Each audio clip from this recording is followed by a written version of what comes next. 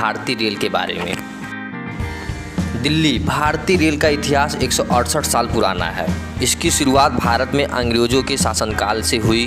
भारतीय रेलवे ने सबसे पहली ट्रेन 18वीं सदी में चलाई गई। देश में पहली रेल 16 अप्रैल 1853 को बम्बई के बोरी बंदर स्टेशन, जो कि अब छत्रपति शिवाजी टर्मिनल से ठाणे के बीच चलाई गई थी।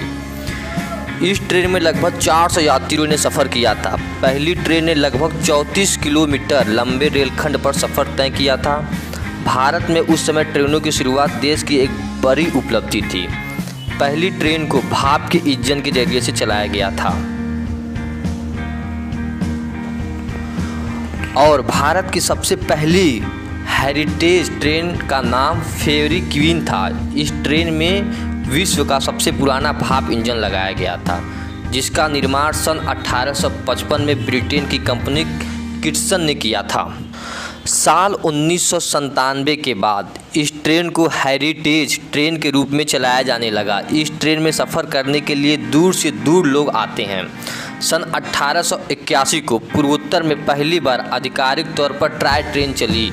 ये ट्रेन 2 फुट चौड़े और नैरो गेज ट्रैक पर चलती है और इसकी रफ्तार बहुत कम होती है।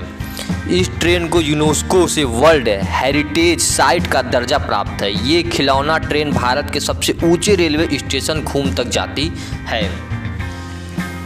आज़ादी के बाद बंटवारे में बंट गया रेल नेटवर्क। हिंदुस्तान की आज़ादी के बाद भारत और पाकिस्तान का बंटवारा हुआ, जिसमें 14 अगस्त 1947 को रेल नेटवर्क ने भी दोनों देशों के बीच बंट गया।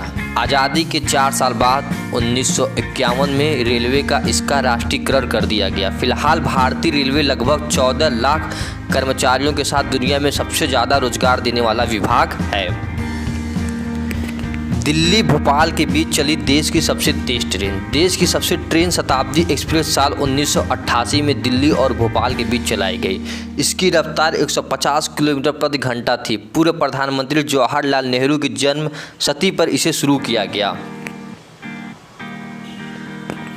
भारतीय रेलवे में ऑनलाइन बुकिंग की सुविधा 3 अगस्त 2002 को पहली बार भारतीय रेलवे ने घर बैठे इंटरनेट के जरिए टिकट बुक कराने की सुविधा शुरू कर दी।